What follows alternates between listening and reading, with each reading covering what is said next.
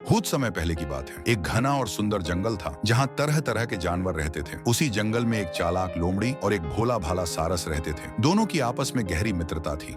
वे अक्सर मिलते, बातें करते और एक दूसरे का हाल चाल पूछते थे। एक दिन जब लोमड़ी जंगल में घूम रही थी तो उसने दूर से अपने मित्र सारस को आते हुए देखा। वह तुरंत उसके पास गई और बोली, सारस भाई नमस्ते, कैसे हो? बहुत दिनों बाद मिलना हुआ। सारस ने मुस्कुराकर जवाब दिया, नमस्ते लोमड़ी बहन, मैं तो अच्छा हूँ, तुम बताओ कैसी हो? लोमड़ी ने चालाकी से मुस्कुराते हुए कहा, मैं भी बहुत अच्छी हूँ। सोच रही हूँ कि इतने दिनों बाद हमारी मुलाकात हुई है तो क्यों ना मैं तुम्हें कल अपने घर भोजन पर आमंत्रित करूँ। हम दोनों साथ बैठकर कुछ स्वादिष्ट खाएंगे और बातें करेंगे। सारस को यह प्रस्ताव बहुत अच्छा लगा। वह खुशी खुशी बोला, बहुत अच्छा विचार है लोमड़ी बहन, मैं कल निश्चित रूप से आऊंगा। अगले दिन जब सारस लोमड़ी के घर पहुंचा तो उसने विनम्रता से नमस्ते कहा। लोमड़ी ने भी मुस्कुराकर उसका स्वागत किया। दोनों कुछ देर तक बैठकर पुरानी यादें ताजा करते हुए बातें करने लगे। फिर लोमड़ी अंदर गई और दो चौड़े परातों थालों में बहुत पतली खिचड़ी बनाकर ले आई। उसने एक परात सारस के सामने रख दी और खुद भी खाने बैठ गई। वह जल्दी जल्दी खिचड़ी खाने लगी, लेकिन बेचारा सारस उसकी लंबी और पतली चोंच चौड़े परात में ठीक से नहीं जा पा रही थी। वह कुछ भी नहीं खा सका। लोमड़ी यह देखकर मन ही मन बहुत खुश हो रही थी। उसने झूठी चिंता दिखाते हुए पूछा,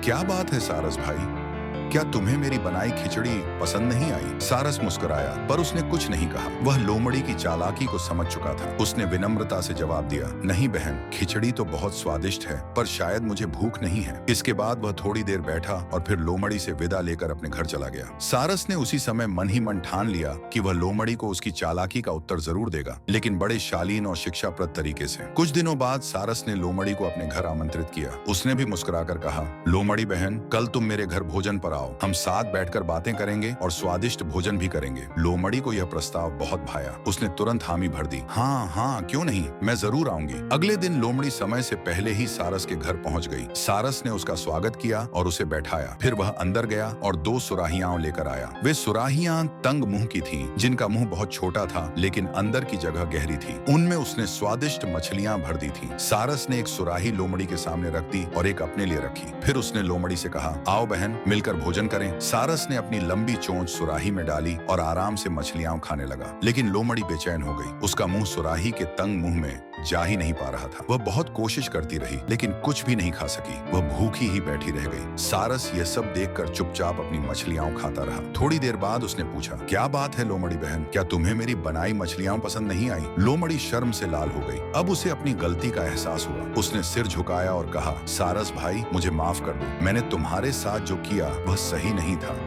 आज तुमने मुझे सिखाया कि हमें दूसरों के साथ वही व्यवहार करना चाहिए जैसा हम अपने लिए चाहते हैं। सारस ने मुस्कुराकर कहा, कोई बात नहीं लोमड़ी बहन, अच्छा हुआ कि तुम्हें अपनी गलती का एहसास हो गया, यही सबसे बड़ी बात है। इसके बाद दोनों मित्रों में फिर से सच्ची मित्रता हो गई। लोमड़ी ने कभी दोबारा ऐसा व्यवहार नहीं किया और सबके साथ प्रेम और सम्मान से पेश आने लगी। मॉरल ऑफ द स्टोरी, जैसा व्यवहार आप दूसरों के साथ करते हैं वैसा ही व्यवहार आपको भी मिलता है। किसी का मजाक उड़ाना या अपमान करना उचित नहीं है। हमें सच्ची मित्रता निभाते हुए सभी के साथ ईमानदारी और समानता का व्यवहार करना चाहिए।